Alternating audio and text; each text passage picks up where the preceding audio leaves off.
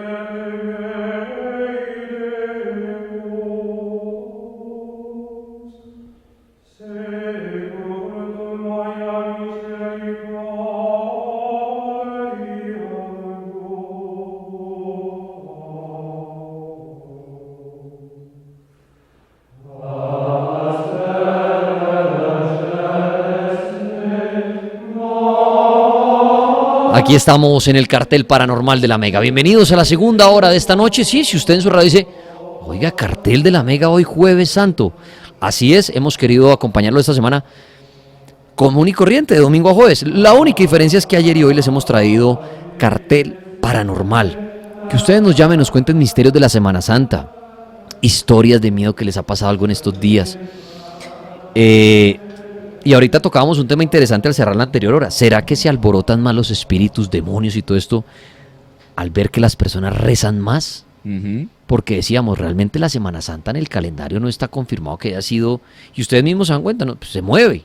Sí. El Viernes Santo el año pasado fue en otra fecha, el próximo año será la otra. Entonces no es que uno diga, no, es que abril 19 murió Jesús. Entonces pilas que en abril 19 es cuando se aparece el diablo. Entonces uno dice, miércoles, este año cayó un lunes, pero no.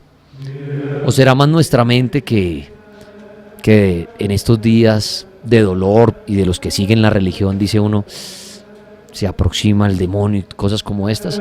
Pues si usted tiene incertidumbres, cuestiones acerca del tema de la Semana Santa de Jesús, pues en esta hora los invito a que hagan esas preguntas, que aprovechemos al Monseñor Andrés Tirado, que responde a esas dudas que tenemos de estos días santos. A propósito, Daniel, todos sus comentarios los pueden hacer en Twitter con el numeral San Cartel.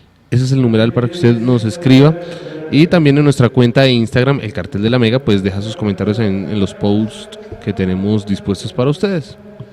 Así es.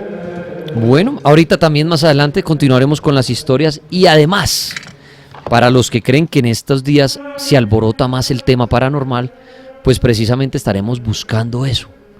Luego de las 10 de la noche, un poco más pasaditos, estaremos esperando llamadas de personas que estén en lugares donde los estén o los hayan asustado. Y miraremos si en las llamadas se escucha algo. Ayer hubo una llamada donde muchas personas reportaron sonidos. No, eso nos tocó, Robles, cerca de la medianoche. Sí, cerca de la medianoche nos tocó con un señor que estaba completamente asustado y decía que describiendo el sitio, estaba en el exterior, en un sitio abierto con una obscuridad impresionante. Y pues se alcanzaban a escuchar algunas cosas, pero usted querido oyente, es el único que puede juzgar si esto que pasa es real o no. Mire, acá me reportan algo, y es que dicen acá, hay unas luces extrañas en la Peña de Huayca. Esto lo pusieron hace 30 minutos. ¿Qué puede ser? Pues, a ver, yo quisiera preguntar a los que están cerca, Tabio, Subachoque, Tenjo, si las luces están en la montaña. Me atrevería a decir yo que son linternas. ¿Por qué razón? Les voy a explicar. Si ya están en el cielo y son extrañas, ahí sí no puedo saber qué son. Si se ven entre los árboles, si se ven ahí entre las ramas de la montaña, ¿por qué me atrevería a decir que son linternas? Y con Laguna lo hemos hablado acá y con Roles. Mire que la Peña de Huayca es un lugar que siempre ha estado rodeado de temas paranormales. Desde un suicidio indígena colectivo hasta que el Viernes Santo abre sus puertas y muestra su oro, y el que trata de coger el oro se convierte en oro. Ahora, ¿por qué no se me hace raro, Laguna, y que Laguna tiene pariente allá, que haya linternas hasta ahora en la Peña de Huayca? porque hoy en día hay mucho amante de lo paranormal. Y de la Peña de Huayca se ha hablado que en los días santos muestra su oro. Ujú. Y no faltan aquellas personas que van allá a buscar los misterios. También se habla mucho que en Semana Santa se manifiestan más las famosas huacas, aquellos tesoros guardados desde la época de los indígenas. Sí. Y hay personas que creen tanto en esto que no se me hace raro que vayan a lugares que tengan como este mito, como es la Peña de Huayca, a dar una vuelta a ver si ven alguna luz aparte de sus linternas que alumbra para encontrar algo extraño. Entonces, si me preguntan a mí si hay luces en la Peña de Huayca entre los árboles, me atrevería a decir que son linternas. Si están en el cielo, no sé qué son. Ojo, además, ya tuvimos esta experiencia en un programa que hicimos. Al principio nos asustamos cuando estábamos en la falda de la montaña. No dijimos ese día nuestra ubicación, pero la gente de Terca fue a buscarnos. Y ese día vimos las luces y nos asustamos al principio hasta que nos llamaron a decirnos que Eran personas subiendo. Eran personas subiendo.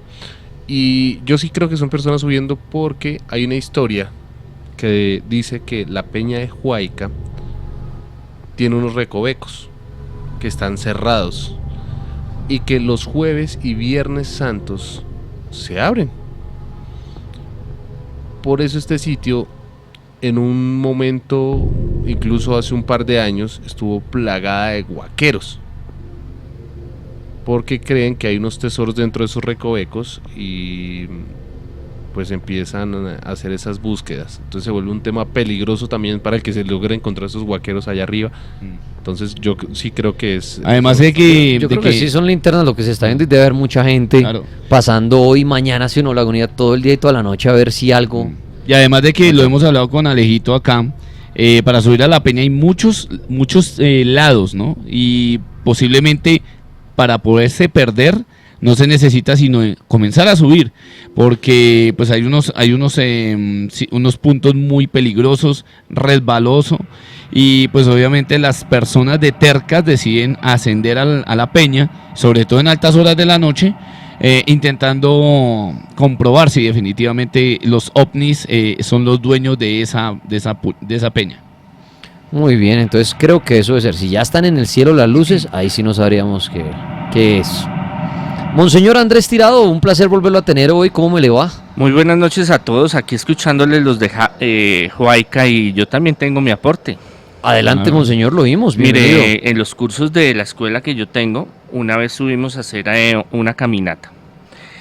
Arriba estábamos y uno de las estudiantes le dio por sentarse en una piedra, y cuando le empezó a dar mareo y se empezó a poner mal, pálida, eso mejor dicho, empezó como a trasbocar. Entonces claro, la levantamos, entonces ella la auxiliamos, entonces ella me dijo, mire, es que yo siento algo ahí. Entonces cogimos y levantamos una piedra grande y había un frasco con unas porquerías ahí metidas. Entonces también otra parte interesante de Huayca, aparte de la leyenda de que se abre la puerta el jueves, viernes santo, y donde hay unos tesoros ahí guardados y los ovnis y actividad paranormal, suben mucho a hacer porquerías. A hacer brujerías en a hacer estos días. brujerías. Claro, claro, porque ese... Buen a dato nivel el del externo. padre. Sí, mucha gente también, eso... y padre, quiero, ya que estamos en esta hora con usted haciendo preguntas, ¿sí es cierto, monseñor, que el hacer brujería en estos días trae, ¿cómo se diría? Como que sí es más que van a la fija, para que me entienda, el hacer brujería en estos días? ¿O la brujería tampoco tiene ni espacio, ni días, ni tiempo, sino es cualquier día que a uno le hagan brujería? ¿O si tiene mayor fuerza el que dice, no, yo espero al jueves y al viernes santo, ese día es que llevo el entierro allá al cementerio, ese día es el que, mejor dicho, riego tierra de muerto, de cementerio, huesos de muerto? Sí es más fuerte la brujería que practican en estos días, o cualquier día, cualquier hora trae su mismo efecto. Cualquier día, cualquier hora, la brujería, haciéndola como la tienen que hacer, digámoslo en esas palabras, tiene un efecto. Lo que pasa es que el jueves y viernes santo, como es una ofrenda, afrenta a Dios, entonces el enemigo, ellos creen que el enemigo les va a favorecer más y hay más actividad paranormal. Entonces por eso hay esa costumbre, sobre todo el viernes santo, en la noche, de hacer sus porquerías, porque se intensiva, digamos, se incrementa, se potencializa esos trabajos de brujería. Y eso está desde la Edad Media y mucho tiempo atrás, donde hay rituales muy elaborados sobre rituales para hacer los Viernes Santo. Muy bien.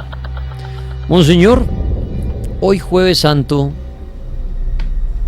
en la historia, estamos a un día de la muerte de Jesucristo. Y me gusta el cuento como lo cuenta el Padre. ¿Qué pasaba un día antes de que Jesús fuera crucificado? ¿Qué pasó en ese entonces? ¿En qué andaba Jesús? ¿Lo tenían arrestado? ¿Estaba con sus apóstoles? ¿Qué pasaba un día antes de la crucifixión? Fue un día muy, muy intenso, fue un día de mucha actividad para Jesús y los apóstoles, porque ellos estaban en Jerusalén porque empezaba la Pascua, la celebración de la salida del paso, por eso se llama Pascua, viene de paso, del pueblo, la liberación del pueblo de Israel de la mano del pueblo del imperio egipcio. Y eso en Jerusalén, eso era, y todavía al día de ahorita, en estos instantes, Jerusalén está plagado de gente, y en ese tiempo era cantidad de gente, y eran manifestaciones, y era el uno corriendo, y el otro venía, y el otro hacía, porque se preparaban para esa fiesta. Es una fiesta muy importante, una celebración muy importante de la liberación del pueblo de Israel. Ese día entonces él decide organizar la cena pascual, donde se organiza la institución, él instaura lo que es la Sagrada Eucaristía, la cena, donde dice: este es mi cáliz, este es mi cuerpo. Estamos hablando de la famosa La Última Cena. La Última Cena. Ok, eso fue un jueves. Pues no, pues un Jueves Santo, un día antes de la... Fue un Jueves Santo, según los últimos hallazgos arqueológicos, hablan de Jueves y Viernes Santo, no de fecha de calendario, pero sí que fue un Jueves y un Viernes Santo. Y pues Viernes Santo fue la crucifixión. Y se reúnen, ahí es donde está la famosa pugna, donde le dice a Judas, lo declara ante todos: mire, usted es el que me va a vender, el que meta la mano en mi plato es el que me va a traicionar, seré yo, maestro. También le profetiza a Pedro que lo va a traicionar 3 veces.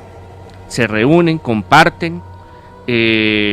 Ayer que hablaron del Santo Grial, entonces para volver a retomar el tema, a veces creemos, bueno, el Grial tiene un significado y el cáliz es otro, pero en sí el cáliz no había uno, entonces la gente cree que solo había uno, ¿no? En la mesa había varios.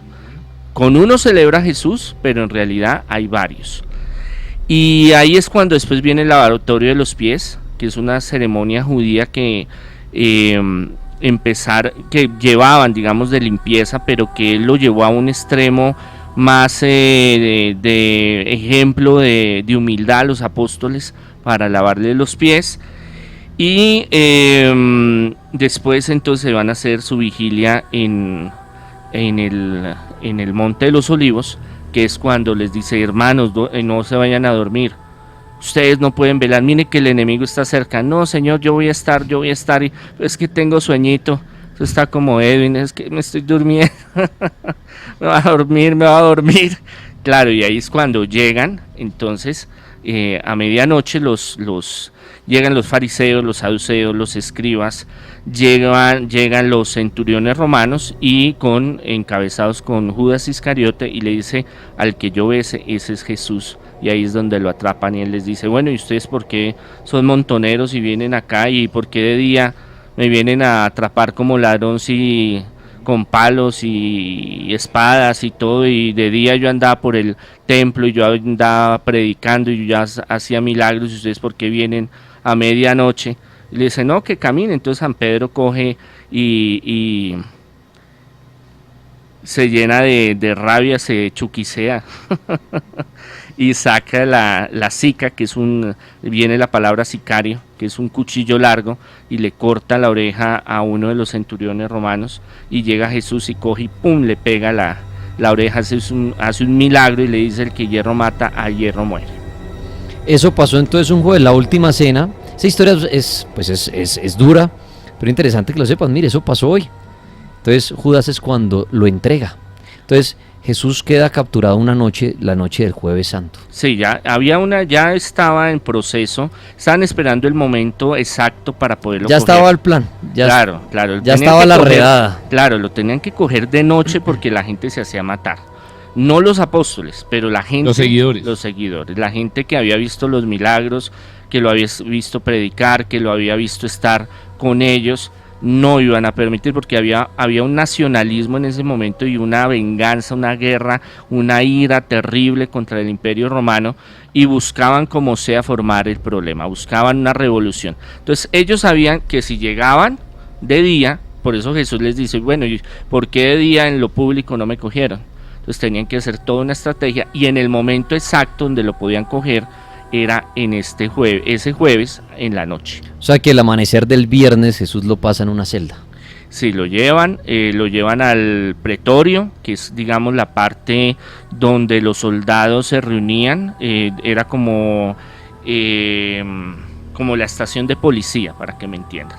Ahí pasa unas horas, al amanecer empieza el juicio más injusto de la historia, cuando entonces Caifás y los demás empiezan a pelear y después dicen, no, hay que llevarlo donde Poncio Pilatos, y eso, bueno, ya eso empieza el Viernes Santo. El Viernes Santo, ya mañana es Viernes Santo. El Viernes Santo, padre, ¿a qué horas inicia todo lo que hemos visto en las películas?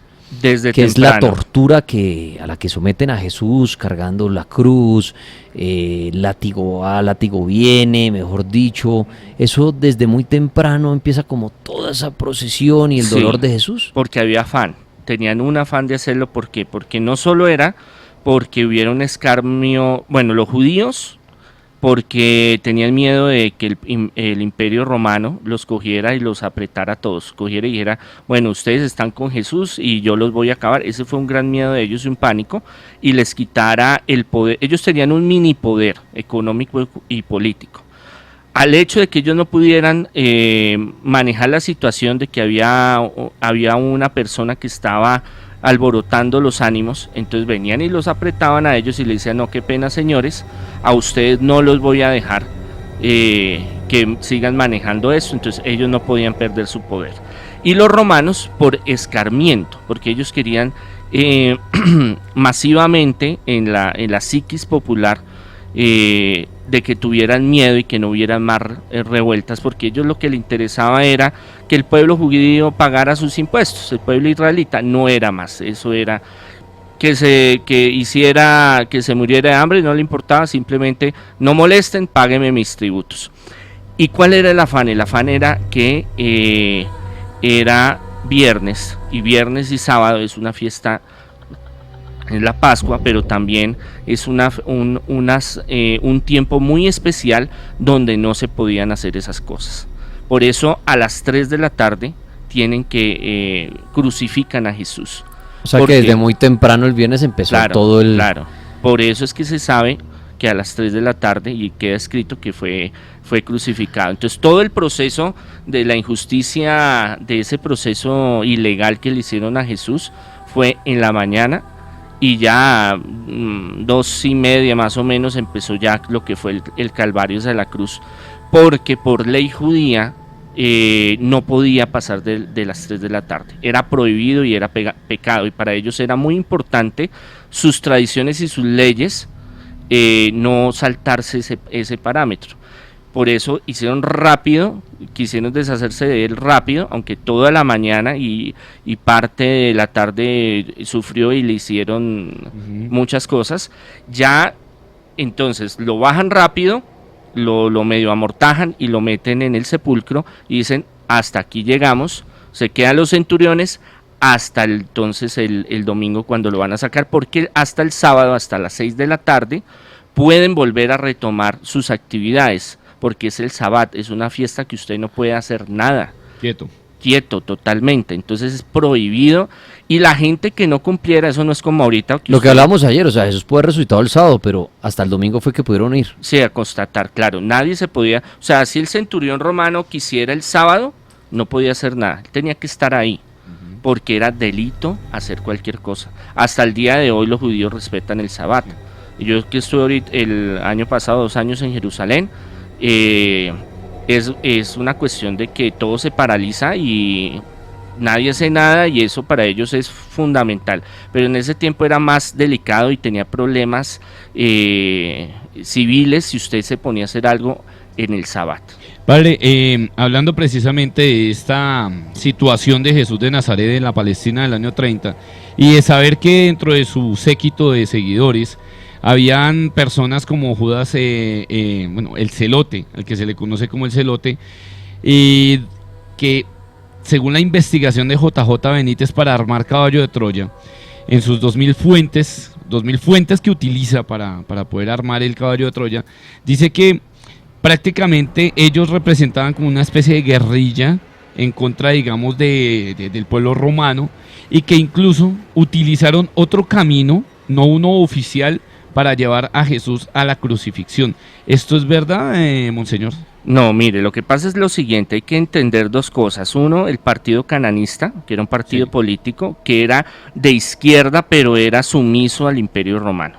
Entonces debemos de entender de que el Imperio Romano llegó, tomó Jerusalén, pero le permitió tener su medio gobierno, digámoslo así, su religión, sus actos, en eso ellos no se metían. Y es más, ellos cogían a los mismos judíos y los volvían recaudadores de impuestos. Herodes y toda esta gente fueron puestos por los mismos romanos. De esa injusticia y de ese desazón y de ese desosiego de la gente que veía que los de alta cuna, digámoslo así, del pueblo judío estaban vendidos por los romanos, nace el grupo, no partido, el grupo de los celotes, que era un grupo clandestino, donde muchos de ellos eran sicarios. De ahí viene la palabra sicario. De sica, de la espada cortica, porque los contrataban. ¿Y cómo era la guerra de ellos? Era guerra de guerrillas, cogían un centurión y entre tres lo metían por allá en el bosque, pum, le pegaban 3 apuñaladas y lo desaparecían. O sea, eran estrategias pequeñas, cortas, pero ellos que buscaban, y Judas, es que es muy interesante y hay mucho que hablar de Judas, buscaba un chivo expiatorio para poder organizar la guerra, era eso, no era más. Cuando él ve que está ahí firme y que está trabajándole a Jesús, y cuando ve que Jesús no es violento, que es del amor, que es que le dice, varios le dicen, venga, pero nos están robando, nos están quitando, porque todo el mundo quería revolución. Y hubieron varios que trataron de hacer revoluciones y le pasó lo mismo, que Jesús los desaparecieron. No a todos los crucificaron, pero los desaparecieron. Llega y se da cuenta de que él no es la figura de poder bélico, porque la visión de Mesías no era de salvación, sino era un rey David que les iba a traer dinero, poder, estatus, que iba a coger a los romanos y los iba a picar y los iba a botar al mar, y entonces los iba a deshacer.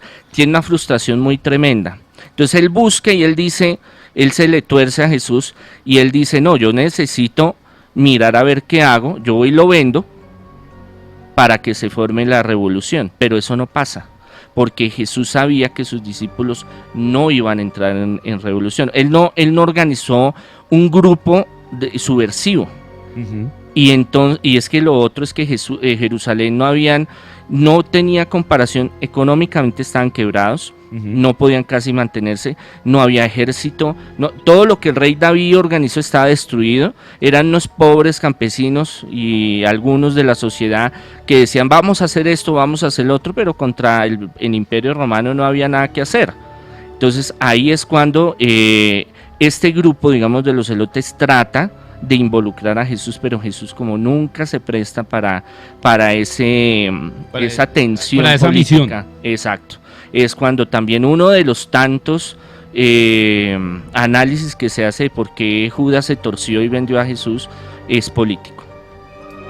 Muy bien, este es el Monseñor Andrés Tirado hasta ahora aquí acompañándonos, 9 de la noche, 20 minutos, hablando de los misterios de la Semana Santa, preguntas que tengan.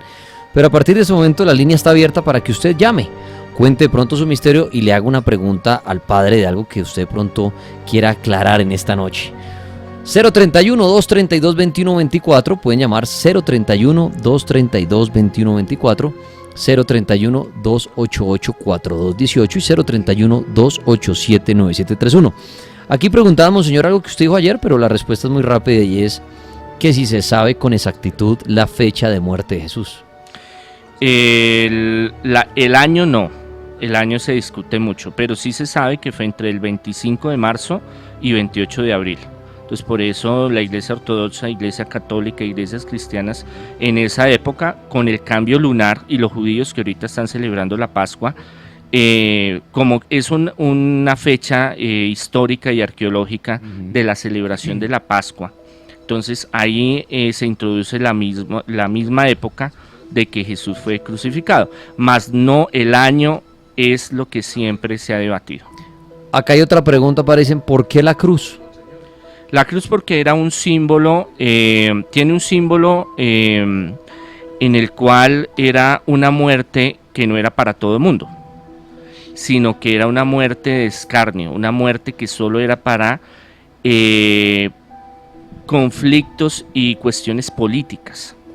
Era una cuestión de que a los que llevaban en la muerte de la cruz era una muerte espantosa y era lo hablábamos ayer, un escarnio para la parte de las masas, de la psicología de masas, para que vieran el sufrimiento. La silla eléctrica de la época.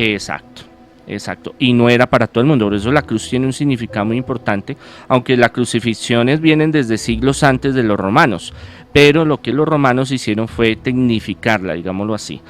¿Cómo era la cruz? Hay muchas versiones de cómo pudo haber sido, no hay una, la que nosotros tenemos, sí, es cruz, porque es como la vemos actualmente, pero pudo haber sido de varias formas, porque ellos no tenían una forma solo de crucificar, ellos tenían varias formas, y varias formas de clavar los clavos, y de torturarlos, y algunos le rompían las piernas, a Jesús no, porque la Sagrada Escritura cuenta que está tan desfigurado, o sea, su carne se veía tan descompuesta, que ya dijeron, ¿para qué le rompemos las piernas? Más bien metámosle la lanza en el costado, y salimos del cuento.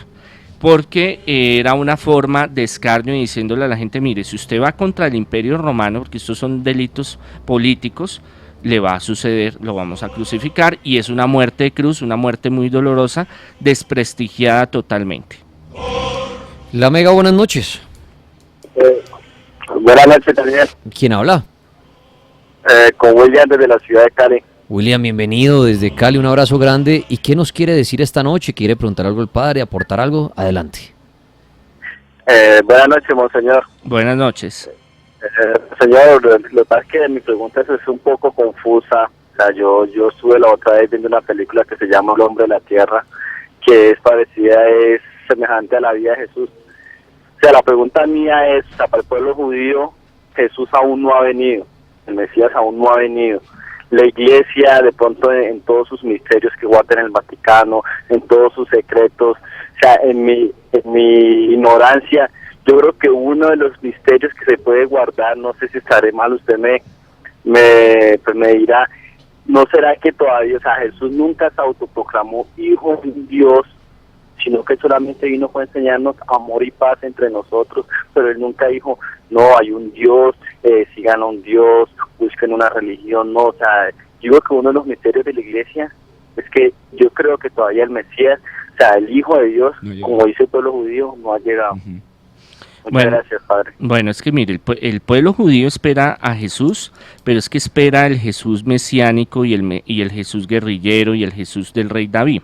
Lo que esperaban en ese tiempo, que vuelva a ser, ¿qué logró hacer el rey David? Que fuera potencia mundial, que tuvieran un ejército genial, que tuvieran plata, que dominaran naciones. Eso es lo que el pueblo judío tiene todavía y espera a ese Jesús. Por eso no aceptan a Jesús como Salvador, como el Mesías. Ahora, Jesús sí dice que Él es el Señor y Él es Dios, en varios apartes de la Sagrada Escritura de los Apóstoles, que no instituyó un nombre como tal, una estructura eclesiástica como la conocemos hoy. Eso fue a través de los siglos, claro. Él arma su movimiento, coge a sus apóstoles, ahí nace un movimiento, una iglesia, pero él no la matricula y le dice, bueno, ustedes se van a llamar hoy los del combo de Chucho y sus amigos. El término más antiguo que se conocía era el nuevo camino, los llamaban así, porque era dentro del judaísmo, pero era un nuevo camino que se abría. Cristianos fueron los griegos y los romanos que cogieron y le dijeron, ustedes llámense cristianos por Cristo, por la cruz, su Dios es el que lo crucificaron, pues de aquí en adelante ustedes se van a llamar cristianos. Y después católico, que viene de catolicón, que quiere decir universal.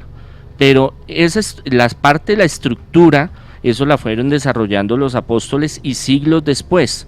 Entonces es una cuestión de que tenemos que mirar que hay una cuestión que se llama la parte institucionalidad de una religión y la otra es la parte espiritual. Jesús en su desarrollo y en lo que él vino a darnos fue esa parte espiritual, porque él sabía que tiempo después pues se iba a organizar todo un movimiento y diferentes iglesias y organizaciones como ha pasado en otras religiones. Entonces el afán de él no era, venga, construyame aquí una choza, como Pedro le dijo cuando se transfiguró y vino Moisés y Elías, dijo, venga, ay Señor, venga, es que se ve tan bonito acá, quedémonos, yo le hago 3 chozas, y le dice, no hermano, nosotros nuestro camino es mucho más amplio, y eso tiene una profundidad mucho más grande, y él iba desde la transformación interior, pero él sí siempre dijo que era el Señor. Por eso él se mantuvo hasta que lo crucificaron, porque él tuvo muchas oportunidades de irse.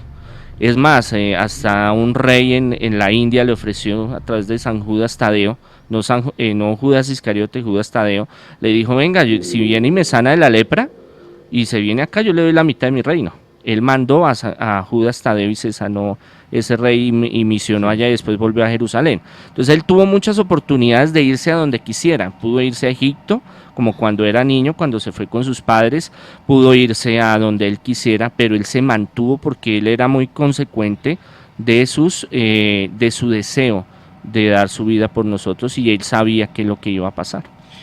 Monseñor, hablando, incluso me acuerda de que en un momento determinado, creo que alguien le dice, si no estoy mal, en la cruz, uno de los ladrones, que posiblemente un ejército de ángeles podría venir en ese momento y liberarlo y sacarlo. Pero bueno, hay una pregunta. No, y muchas veces a él lo trataron de coger, sí, y él se escabulló muchas veces. Sí. De forma sobrenatural. Entonces hay una cuestión de que si él hubiera querido, sin utilizar nada lo paranormal, le hubiera dicho a las 4.000, 5.000 personas que fueron a la multiplicación del pan y los peces, bueno hermanos, aquí cada uno va a coger su palo, su piedra y vamos y nos hacemos matar todos, porque él sabía, y él se lo dijo a varios, el Imperio Romano se va a ir.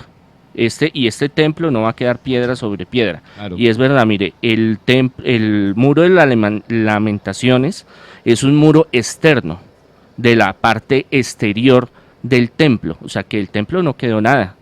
Ese que usted vaya y mete papelitos y ve los rabinos que le pegan a la pared y que se hacen su oración, eso no es del templo. Todo el mundo cree que eso es una pared del templo, no, pero eso no es del muro exterior de la parte de atrás del templo.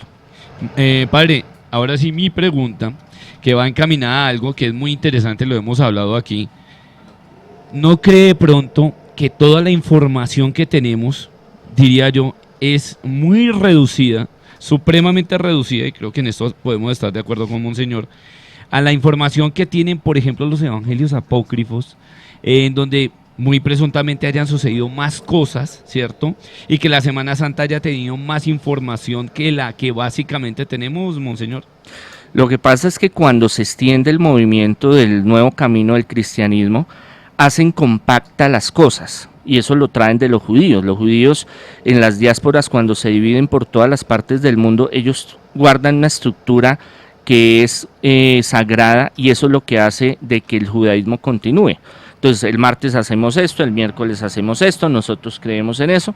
Entonces los cristianos hacen una síntesis de todo el mensaje de Jesús y lo plasman en los evangelios.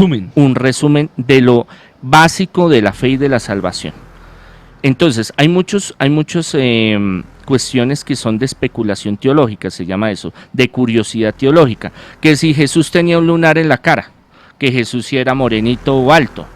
Eso no tiene, para los apóstoles y los discípulos, no tiene importancia teológica, porque usted no se va a salvar si usted cree que Jesús tiene el pelo liso, o mono, o cortico. O sea, eso para la estructura de la síntesis del cristianismo era extenderse. Entonces, entre más compacto y más ligero y más exacto sea el mensaje doctrinal básico, era lo más importante, porque era para multiplicarse. Entonces no podían hacer cursos extensos. Ya siglos después nacen los apócrifos, pero los apócrifos mezclan mucha cosa también de mito y de leyenda. Sí. Entonces hay que también discernir de qué es lo básico y qué es lo... Por eso los padres, el primer concilio en el año 60, se reúnen los apóstoles y dicen, estos son los textos que vamos a dejar y esta es la doctrina. Lo otro es de curiosidad. El que quiera aprenderlo y conocerlo, si le gusta, bien. Pero esta es la estructura. Como cuando usted entra a una empresa y le dice, mire, este es el manual de convivencia. Usted tiene que hacer esto y esto y esto. ¿Le sirve o no le sirve? Sí, sí me sirve. Entonces entra a trabajar. La Mega, buenas noches. Buenas noches, ¿Quién habla?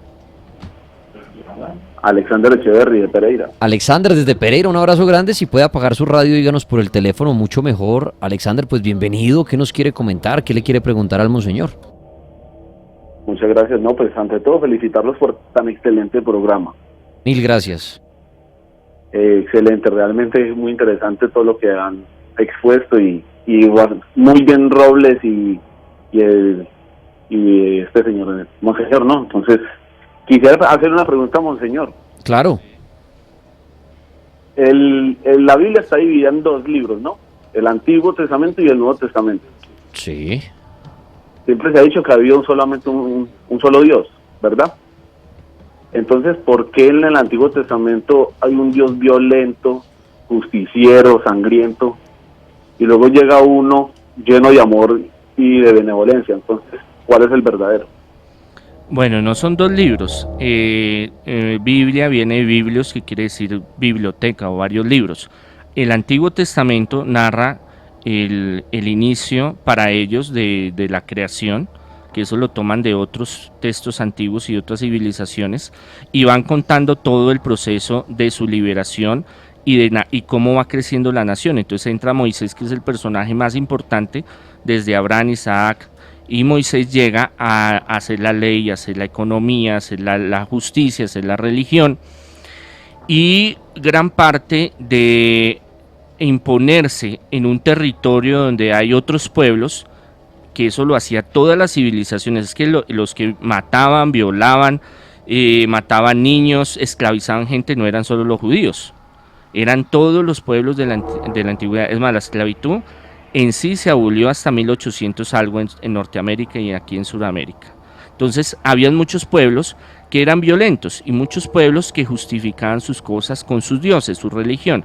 El pueblo judío no se quedó atrás. Entonces el pueblo judío, para justificar sus batallas y sus guerras, toman una figura de Dios bélico, de Dios violento, de Dios saqueador, que les patrocina ir, bueno, vaya, mate a niños y mate mujeres y tómese todo y haga esto y ya, porque esa era la justificación en ese tiempo y no solo lo hacían los pueblos judíos. Llega Jesús y muestra la versión original para que entendamos. Él viene a decirle, mire, esa visión de diente por diente, ojo por ojo, la ley del talión que viene de Babilonia, de los sumerios, que la toma el pueblo egipcio y que la toma el pueblo de Israel, esa no es el camino. Esa visión de que es un Dios terrorífico, alejado, que es vengativo y que nos va a destruir, esa no es la visión. Por eso Jesús viene a enseñarnos esa visión que se había perdido. Por eso es que lo llaman el profeta del amor a Jesús.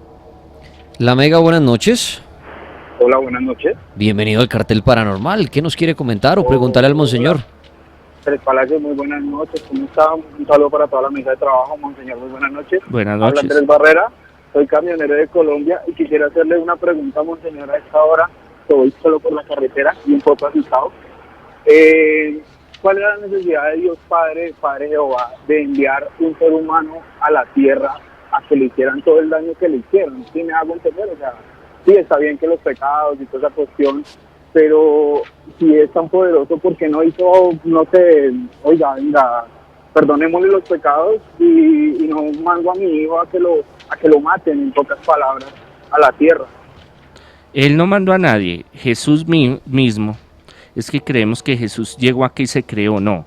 Él ya estaba hecho, estaba la Trinidad. Entonces él decidió venir a enseñarnos, a mostrarnos el camino, por eso él dice, yo soy el camino, la verdad y la vida, y a dar su vida, su sangre para la salvación. Lo que pasa es que el ser humano, por sus pecados y por todo lo que hizo, se alejó de la presencia del Señor.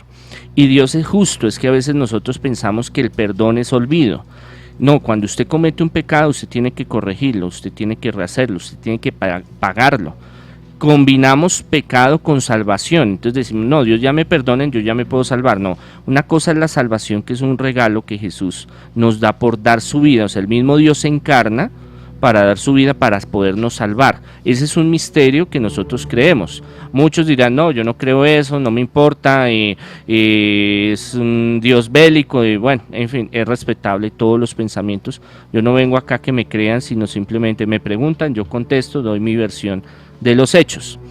Y esa medida de que Él, como Dios, viene, se encarna y paga por todos nuestros pecados, nos abre las puertas al reino de los cielos. Unas puertas que estaban cerradas, selladas, porque el mismo ser humano, en Caín y Abel, que es una analogía, una comparación, una similitud, de que el hombre destruye al propio hombre, el hombre traiciona la voluntad de Dios, que es un plan divino, empieza a ver la injusticia, a matarse los unos a los otros, a cometer mucha clase de pecados, y eso nos hace que nos alejemos totalmente de Dios. Viene Jesús, paga, por eso es tan importante el sacrificio que Él hace, que es nuevo y eterno, y eso nos redime y nos abre las puertas para el cielo. Esa es la doctrina que Él nos enseña y lo que nosotros creemos. Antes de una pregunta que tiene roles, Monseñor, acá hay una pregunta interesante en redes sociales y dicen, ¿qué tan cierto es que Judas pudo haber sido el diablo, ya que fue el que entregó a Jesús? En el Evangelio de San Juan dice, es que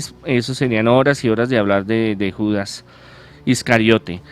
Iscariote quiere decir traidor, ¿no? No es el apellido, a veces pensamos que es el apellido. Sí. Cuando en el Evangelio de San Juan dice, y el demonio entró en Judas. Okay. Puede ser literal, puede ser una metáfora, puede ser que la soberbia, el orgullo o sentirse traicionado en sus pretensiones políticas se le haya nublado la mente y decir, no, yo voy a entregar a este señor porque yo quiero ya deshacerme de esto, o a ver si formo la guerra, como es lo que la mayoría de los teólogos pensamos. Es complejo el asunto. Monseñor, hay muchos enigmas detrás de la figura de Jesús de Nazaret. Me encanta, digamos, tratar de explicarlos, de investigarlos. Y hay uno que es muy puntual, el ministerio de Jesús. Cuando Jesús predicaba, este hombre, al que lo seguían muchísimas personas y que tenía una manera muy hermosa de hablar. Miles de personas. Los tenía anonadados, atrapados con su prédica. De pronto el mensaje no llegaba de alguna manera a manera de encriptación, era un mensaje secreto, oculto, un código, porque se sabe que Jesús tiene una especie no de pausa, sino de hueco o de vacío de la edad de niño, de la edad en la que él se pierde, ¿cierto? Al retorno de él cuando ya llega con su ministerio, y en el que se ha dicho miles de cosas, que él estuvo visitando la comunidad de Qumran, que habían gnósticos alrededor de él, que incluso fue al Tíbet, que él aprendió de otros. Que estuvo en Inglaterra, que estuvo en la India. Que vino acá. Que vino a Estados Unidos. Sí, eso lo que pasa es que esas teorías de que son dos preguntas las que me hacen. Entonces, la primera, sí, el tiempo que está perdido, ¿qué es lo que se sabe? Que él creció en gracia y en obediencia a su familia. ¿Qué quiere decir eso? Que no hay pruebas de que él haya viajado a ningún lado. Después de la Edad Media es que empiezan todas las teorías. ¿Especulación? Exacto, totalmente, porque no hay pruebas. Se han buscado y se ha tratado y no hay pruebas realmente. Por mí no hay problema de que él haya viajado a ningún lado. Ah, no, o sea, sí, no hay, eso no le va a quitar, no le va a poner, pero no hay pruebas fehacientes de que realmente, es como lo que se ha hablado en varios programas, que si realmente fue casado, tuvo hijos, tuvo relaciones sexuales con María Magdalena. Por mí que se haya enamorado de María Magdalena no tiene ningún problema, pero no hay pruebas de que lo vinculen, y eso muchos investigadores y ateos y judíos y muchos han investigado porque es fascinante. Exacto. Entonces no hay pruebas de que realmente de que María Magdalena llegó a Francia.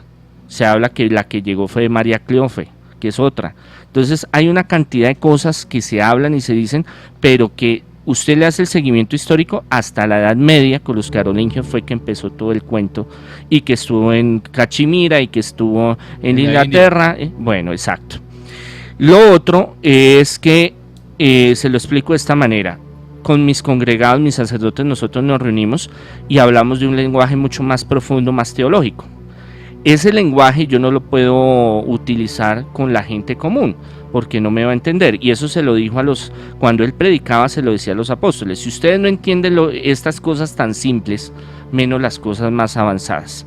Okay. ¿Cómo hacía? Entonces su discurso era en analogías, fábulas, parábolas, comparaciones, porque en la mente, la imaginación colectiva era más fácil usted vincular como la inversión, por decirlo algo en economía, invertir un dinero, Jesús utilizar la figura de la semilla, que el sembrador salió a sembrar, porque en la psiquis, en la mente, la gente queda más profunda, digámoslo así, y eso los griegos lo utilizaron mucho, las fábulas, las comparaciones, las analogías.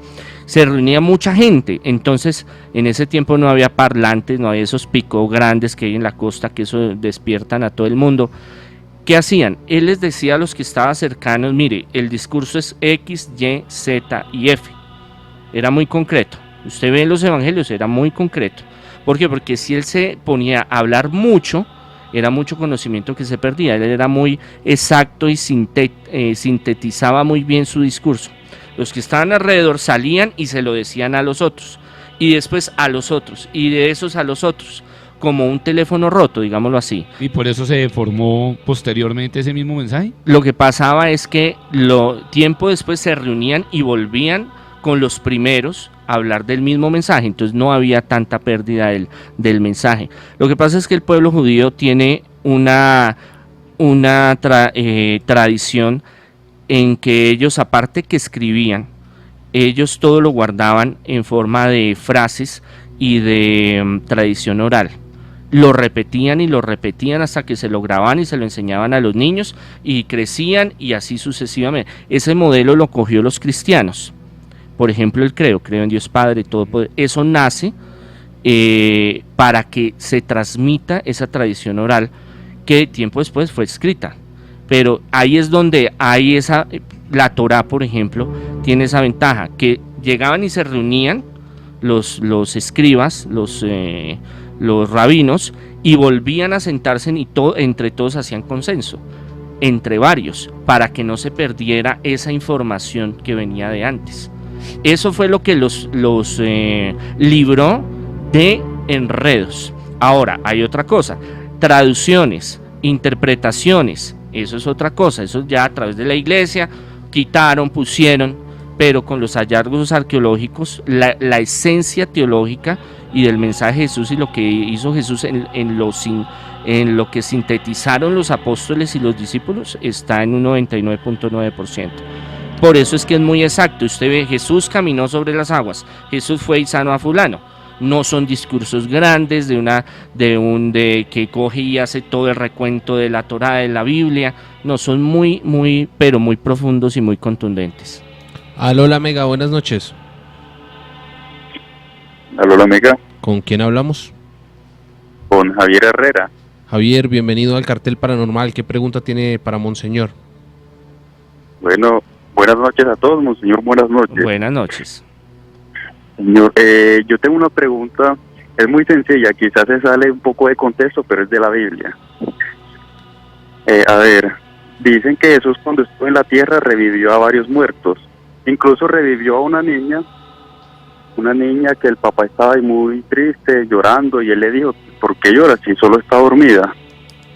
La pregunta es, si para él la muerte era como un sueño, ¿él por qué lloró al ver a su amigo Lázaro muerto?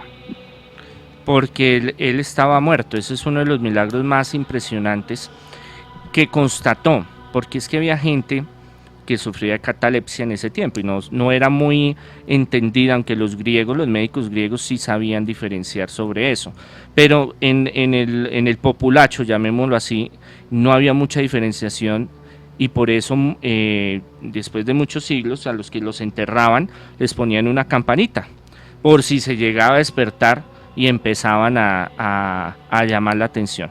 Entonces, entre muerto y sueño, es lo que es el lenguaje bíblico. Cuando, por ejemplo, dice endemoniados, es una palabra muy ambigua y muy amplia para hablar de muchas cosas. No es que simplemente era endemoniado, tenía el Chucky adentro. Entonces, cuando se dice que estaba dormida, puede ser muchos significados diferentes. ¿Qué pasa? Que él tenía una estrecha, desde niño, una estrecha afinidad, unión con Lázaro y con la familia de Lázaro. Cuando él llega, él ve el sufrimiento, entonces ya lleva varios días muerto, estaba amortajado, estaba en su cueva, digámoslo así, gruta, con su piedra. Eso, y él dice que es para que la gloria de Dios se manifieste. ¿Por qué? Porque muchos creían que estaban dormidos y simplemente él llegó y sopló y pum, se levantó. Pero cuando ya una persona está muerta y está varios días encerrado en esas cuevas, en esas grutas, y oliendo horrible, en proceso de descomposición, pues ya no había duda de que realmente era un milagro. Y él le dice, quiten la piedra. Entonces Marta le dice, uy, no, pero ¿cómo voy a hacer si es que soy el Señor? Da pena, lleva varios días.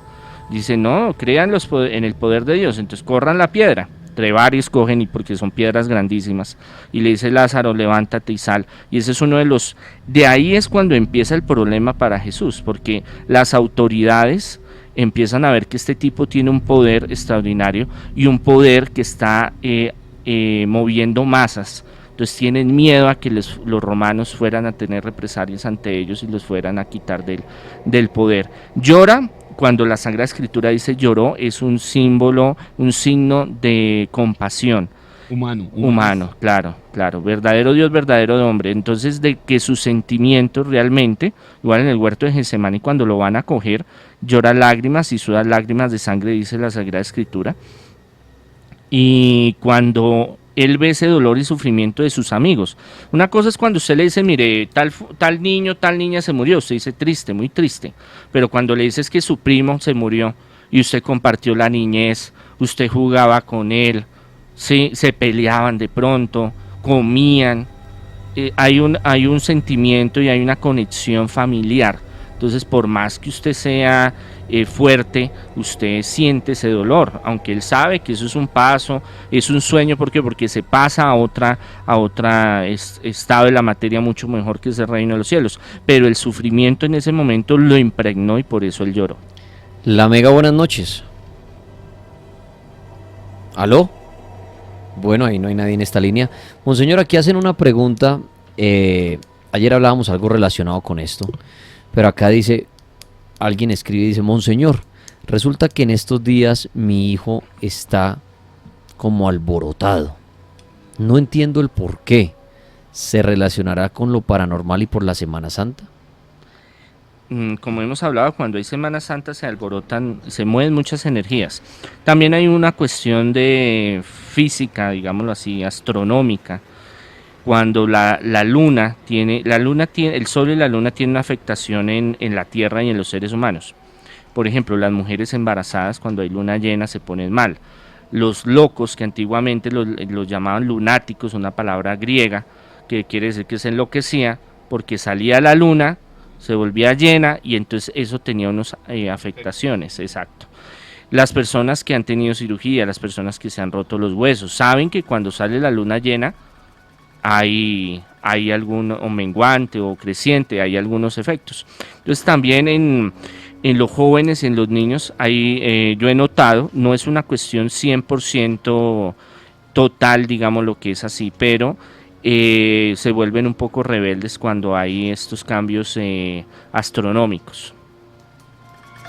La Mega, buenas noches. Daniel, buenas noches, ¿cómo estás? Bien, gracias. ¿Quién habla? Miguel, desde Cali. Bueno, Miguel, muchas gracias. ¿Qué nos quiere aportar en esta noche? Daniel, más que todo es una pregunta para el Monseñor. Claro. Quería hacerle una pregunta sobre el signo que tiene la estrella de David. Esto me lo hicieron esta semana, una pregunta que si conocía la estrella de David o de Moloch. Y quisiera saber que el Monseñor me pueda responder la diferencia entre ellas. Son muy diferentes. Una es un signo pagano y un signo mesopotámico de algunas culturas antiguas.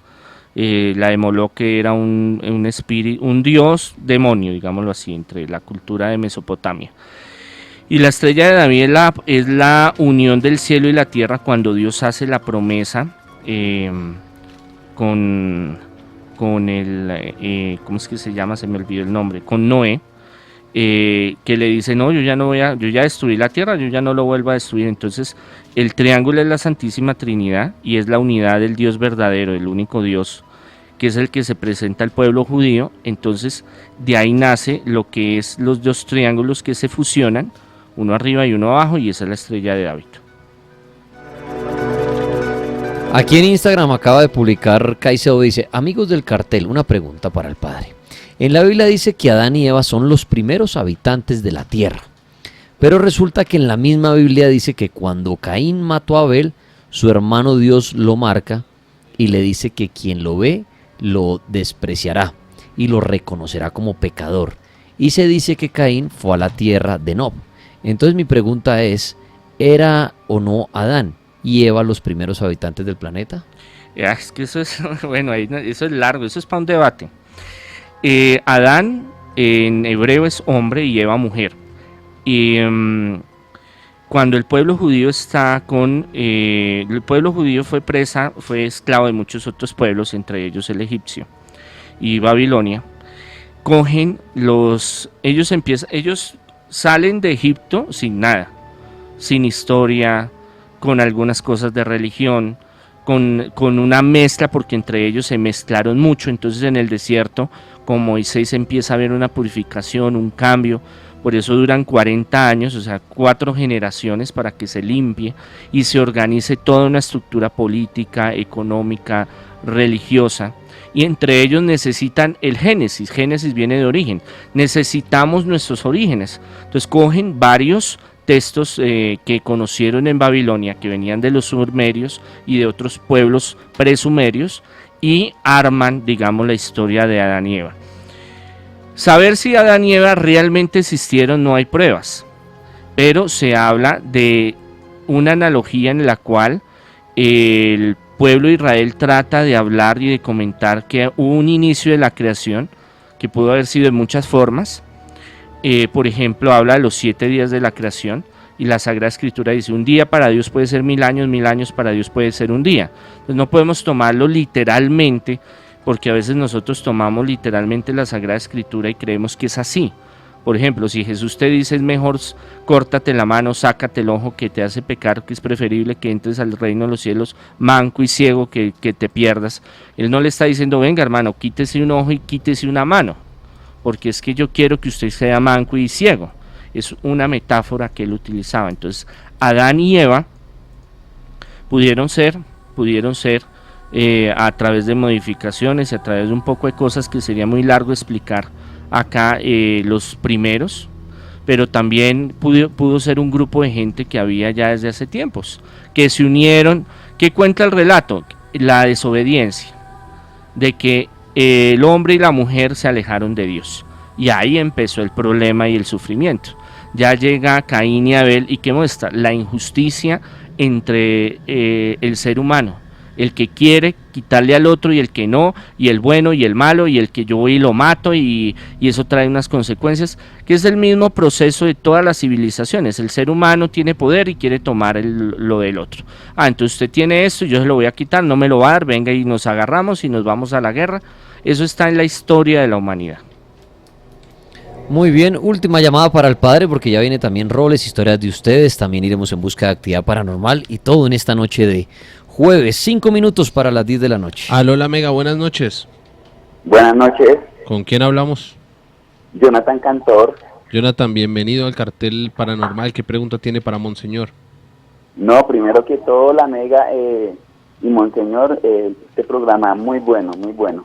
Bueno, pues yo tengo una inquietud sobre la Biblia, porque entendemos que la Biblia la hizo, fue sobre el Concilio de Nicea. En el Concilio de Nicea, pues, fueron invitados muchos de los apóstoles, fueron en ese entonces más de 1500, solo asistieron más o menos 300 algo.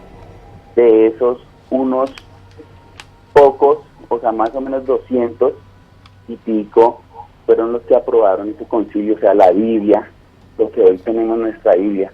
Y el que hizo la Biblia fue una persona que en ese entonces fue Constantino, que fue muy malo pues en ese entonces.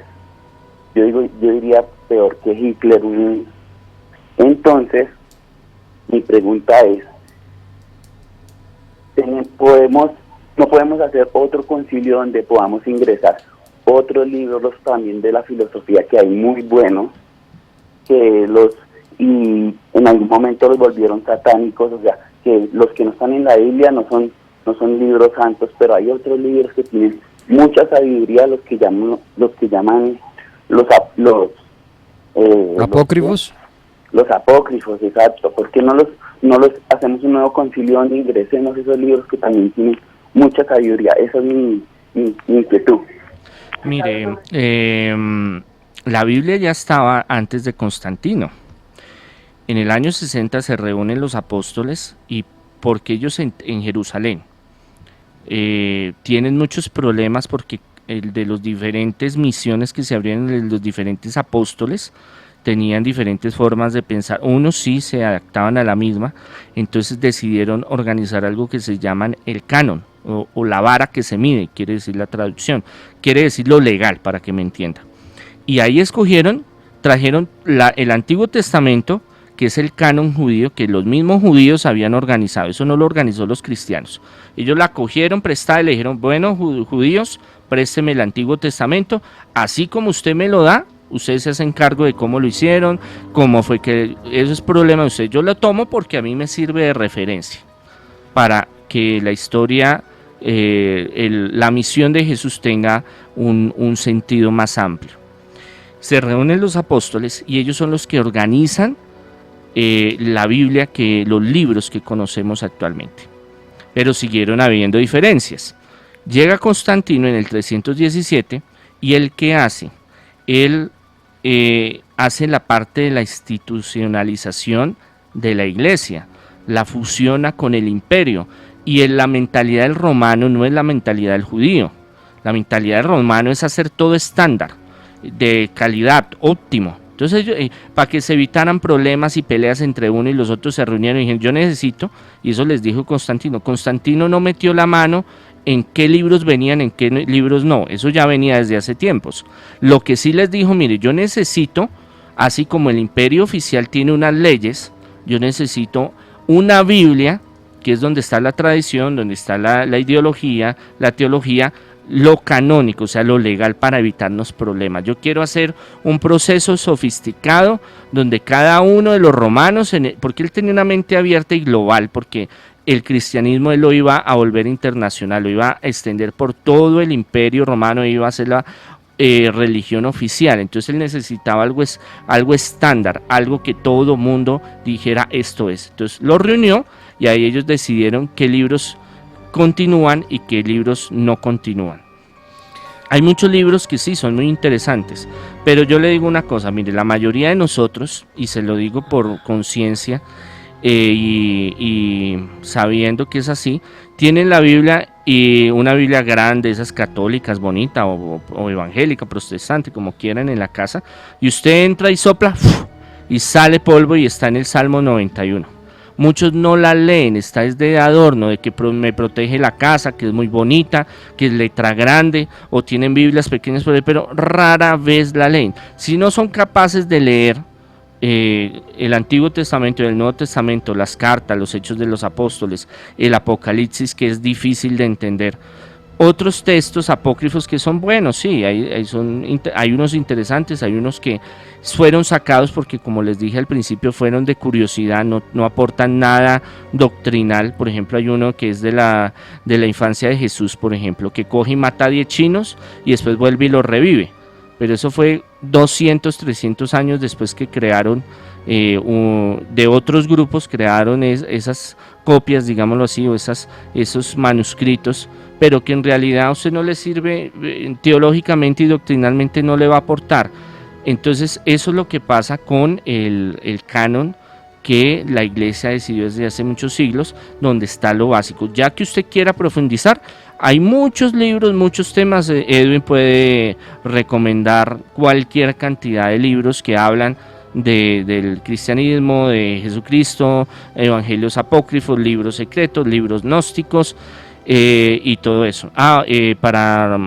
Algo que Edwin me preguntó, Jesús, no hay hallazgos arqueológicos, y eso que yo hablé con el curador del rollo del Mar Muerto en Jerusalén, Adolfo Reumann, que es el curador.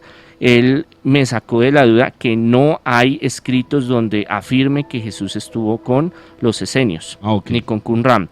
¿Por qué? Porque no hay textos donde lo afirmen, no hay ninguna prueba, y aparte Jesús era sui generis, Jesús era totalmente aparte que lo que los de Qumran, los esenios, querían. Los esenios eran fundamentalistas, eran de extrema derecha, por eso se separaron. Dijeron, esto es una porquería, esto está muy mal hecho, el gobierno está corrupto, los sumos sacerdotes cogieron de negocio la religión, nosotros nos vamos a nuestras cuevas afuera a hacer nuestro cuento aparte y a vivir un ascetismo, o sea, a vivir una disciplina de monasterio.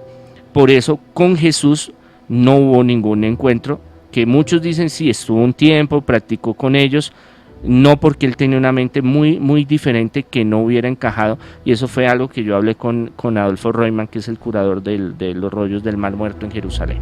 Monseñor Andrés Tirado, agradecerle por esta hora que comparten este Jueves Santo con nosotros, por las respuestas a nuestros oyentes, y bueno, como usted dice, en esta semana muchas personas lo quieren buscar a usted para hablar, para ayuda espiritual. Como usted dice, en esta época se alborotan más los chukis y de pronto alguien lo necesita urgente. ¿En dónde pueden ubicarlo, monseñor? Sí, para cursos, sanación, liberación, progreso, prosperidad, y lo fuerte que es lo de la ayuda para la brujería, exorcismos. 600-3445, invitarlos el 28 de abril. Va a haber una conferencia de cómo enfrentar titulada Cómo enfrentar al demonio y vencerlo, de un libro que se escribió hace 10 años precisamente cómo defendernos del mal. Están cordialmente invitados. Muy bien, monseñor, muchísimas gracias por otra noche más con el cartel. Dios los bendiga, feliz noche y mucha oración en esta Semana Santa. Ya viene Edwin Robles para seguir abordando misterios de la Semana Santa, traeremos historias y también estaremos buscando llamadas de personas que dicen estar siendo atormentadas en ese lugar desde el cual llaman. 10 de la noche, 2 minutos, 1 minuto y regresamos. August 22nd, 1985, Irene Miguel de Tulio. Sister Millie, Margaret D'Antoni, Ida, Dominic Nash, Scott, Elvira and Joe. Wife of William, Mother Mary, and grandmother Liz and Billy. Este es el Cartel Paranormal.